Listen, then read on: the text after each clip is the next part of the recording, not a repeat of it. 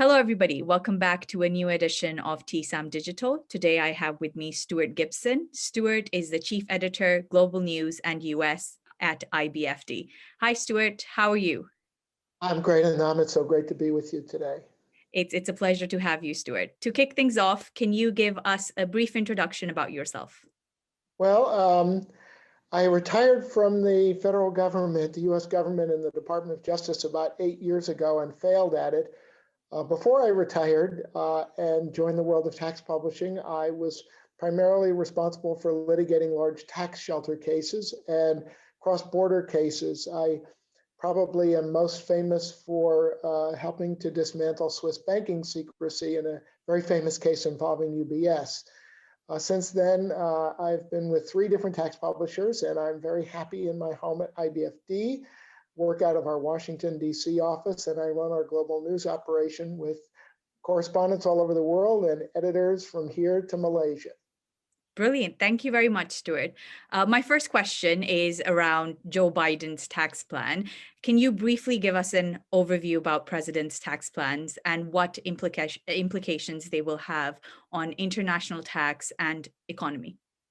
Well, President Biden laid out a very comprehensive set of tax proposals when he was a candidate for president last fall. And those included things like raising the corporate tax rate to 27%, imposing a minimum tax on book income, doubling the GILTI tax, the global intangible low taxed income tax that was put in a few years ago in the previous administration. There are a number of other proposals that he has made as well. And I will say this, that it's one thing to campaign on a tax platform, it's another thing to govern in the middle of a pandemic. So one of the features of the US system is that it requires 60 votes to pass pretty much anything of consequence, except for one procedure, and that's called budget reconciliation. And actually, as we're speaking about 4 hours ago, the US Senate passed a budget reconciliation resolution that directs the tax writing committees to actually develop a set of guidance for dealing with the pandemic. And so this is not tax reform. It has some elements of tax in it, but it's mostly dealing with the pandemic.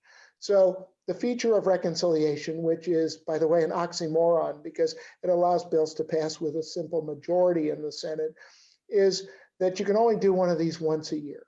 So the Biden administration has, in my view, correctly determined that dealing with the pandemic is the most urgent priority for the United States and has put together a series of proposals within the framework of this bill. It's about $1.9 trillion aid to states and localities, aid to help with the rollout of the vaccine, aid to help schools reopen safely, a number of other similar proposals. There's a proposal to increase the minimum wage to $15 an hour. So the administration has chosen to go with budget reconciliation for the most urgent priority, which is dealing with the pandemic. So I would expect that over the next 6 to 18 months, when the Democrats still have control of both houses of Congress, we will see a comprehensive tax proposal similar that has features of what the president campaigned on. And I highlighted a couple of those. And it may be that there will be a bipartisan agreement on tax legislation to address some of the inequities that were introduced in the last administration. But it may very well be that they'll have to go budget reconciliation next year. I neglected to say that you can only do reconciliation once a year, once per fiscal year.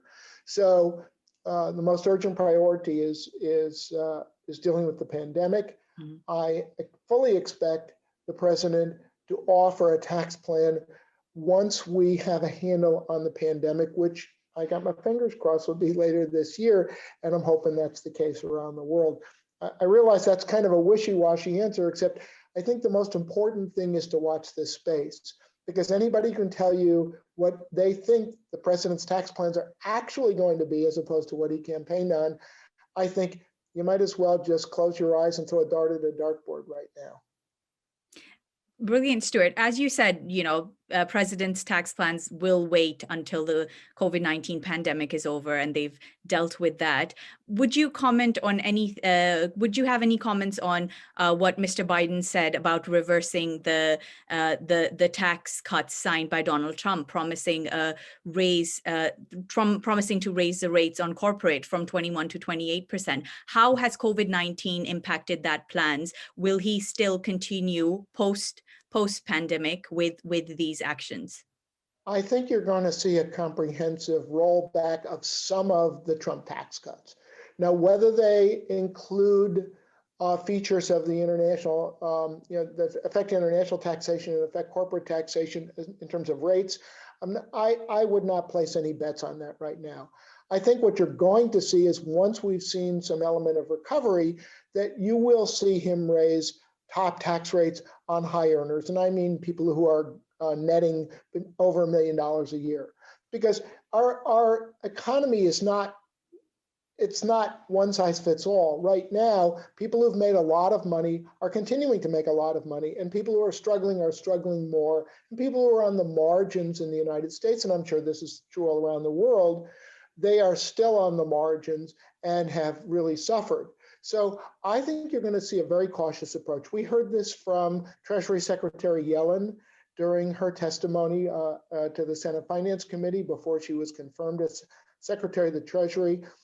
And she has just appointed a team of folks in the international sphere at Treasury who understand economics, who understand the tax system, the incentives that we need to have. And so I'm confident that we will see tax proposals that make sense, that don't knowingly hurt the economy, that try to make the tax system in the US and the international sphere more fair. Brilliant. Moving more towards the European side of things, the OECD plan is made up of two initiatives. The first pillar is designed to address the explosive growth in the digital economy that is allegedly eroding the OECD's tax plan. The second pillar is more around the global minimum tax rates. How will all of this impact the US tax reforms in the future? Well, I think what you're going to see is the people that were just named earlier this week to Treasury have a very deep background in what the OECD has been doing with the BEPS project since, I want to say, 2014. And so they understand the issues. I think Secretary Yellen has made it clear that in her calls with the French finance minister, with the German finance minister, that the US wants to re-engage and assume a leadership role in reaching the finish line on Pillar 1 and Pillar 2. So I think you have people now in place who understand the progress that the OECD has made. They understand the roadblocks that are ahead of us in terms of reaching consensus on global tax reform, particularly as it relates to the digital economy. And I think you'll see a concerted effort by the Biden administration to work toward consensus. Now, whether that's going to happen by 1 July this year, I'm not a betting man, but if I were, I would think that there would have to be some give on that deadline, but we'll have to see. I know that the administration, the new administration, is committed to working with the other members of the inclusive framework, particularly with the G20 members, toward reaching consensus on global tax reform. And we're coming towards our last question, Stuart. What general advice will you give to our audience for 2021? Well, the biggest advice I would give to anybody watching this is keep your powder dry. Number one, keep your powder dry. Number two, watch this space, because I think we have the potential for really great things to happen. And I know Secretary General Gurria made a plea for this in his farewell address last week. And I think that you have a number of committed tax people all around the world who want to see consensus. And so I would urge people to kind of keep abreast of developments, make sure that your voice is heard, and be willing to compromise for the greater good.